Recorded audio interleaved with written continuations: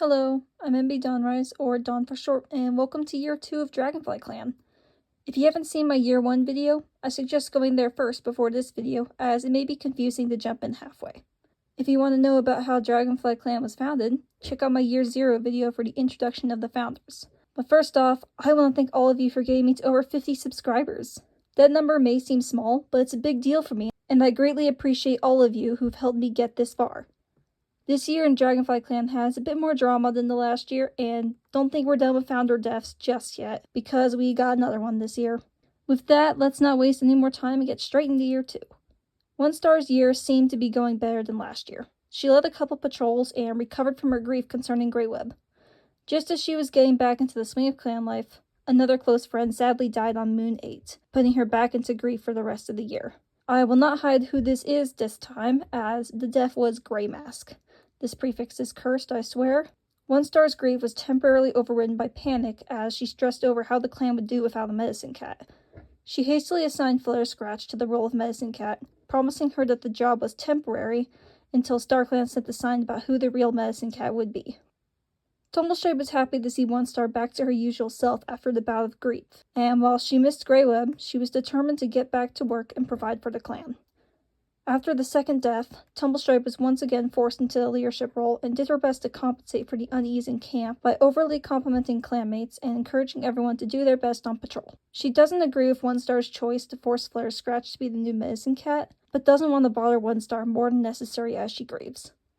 Greymask's year started out normal, and he was doing a fairly good job of being a medicine cat. He was having successful patrols and tending to clan injuries, one of which being Flare Scratch's, which was when her tail got mangled by a fox.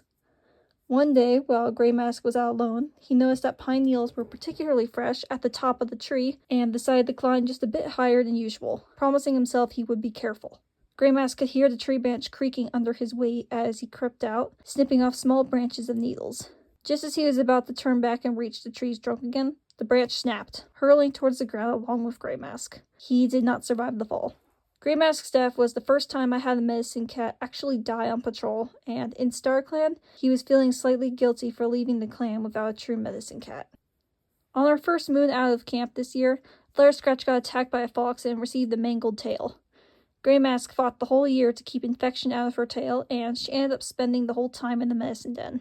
When 1-Star declared her the new medicine cat, Flare Scratch felt incredibly uneasy as she thought that she was a terrible pick for the job. She tried to remember which herbs Greymask used on her tail, and it didn't get fixed until next year. This poor girl has had a stressful year, and I hope next year is easier on her. Both of DragonflyClan's meteors are still here, and Thornsilk is just as sassy as last year. She continues to be annoyed by how many clanmates came to her for advice, and usually delegates the tedious mediations to Fleckfeather, saving the more interesting ones for herself. Having said that, she's not free of failure this year, as she actually made an argument with Kite Clan worse. Thornsilk's crush on Boneline has not gone away and has actually gotten a bit bigger this year as well. Blackfeather tries not to care about her mentor's attitude, but it bothers her sometimes when Thornsilk seems blatantly disinterested in their clanmates' problems. Blackfeather is a more paws-on mediator, as she usually solves issues by teaching her clanmates team-building games and other creative ways to bridge conflicts. The clan finds her fun, and 1-Star is proud that Blackfeather seems to have found the perfect job for herself. This is a new face. Meet Coquito. If I mispronounce her name, please correct me in the comments. Coquito was invited by Boneline and another new cat who will be brought up later, and she unfortunately joined Red Cough, which is basically a death sentence. As expected, she died 1 moon after being invited. It's so sad we never got a proper story out of her, and as usual, with cats who die right away, I ended up really liking her design after drawing her, and I probably won't end up drawing her again. Nothing much really happened to Boneline this year. So far, he's been on every patrol that invited someone new to the clan, and I'm not sure why he gets all those prompts. His crush on Thornsilk is also growing, and I'm still waiting for them to get together. Of course, I won't force it, but I'm still rooting for my lion boy to find love. Crouch Rump has been acting very bold this year, volunteering for every dangerous mission that 1-Star assigns, and generally being arrogant on patrols. I think she's a bit jealous of Palenose' new friend, and I personally thought Crouch Rump and Palenose would have become mates, but there's no romantic interest there, so they're just friends. Palenose quickly rose to become one of the best fighters among the clan. He was constantly challenging other cats to spar with him, to the point where they would become annoyed of his pestering. When he thought normal battle training was too easy, he encouraged 2-on-1 combat and easily beat both his opponents. His clanmates stopped trying to spar with him until the only one who took up the challenge was this guy who I'm drawing with him. Say hello to Hero, a kitty pet welcomed into the clan by 1-star and Bone Lion. Hero definitely tries to live up to his name, always aiming to exceed the expectations of the other clan cats. His best friend, as he soon discovered, would end up being Palenose. It didn't matter how many times Palenose would drop Hero to the ground, Hero was always up for round 2, or 3. It was often Palenose who got tired first between their sparring matches. Hero lost again and again. Each time he would promise Palenose that next time, Palenose would be the one to lose. Drop'emness worries very much mirror Tumblestripes. She loves the quiet of the Elder's Den, but loves the times her daughter 1-star visits even more.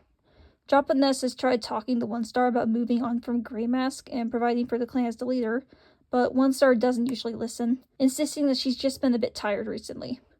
Drop'emness hopes her daughter can find a better way to balance her own feelings with the needs of the clans.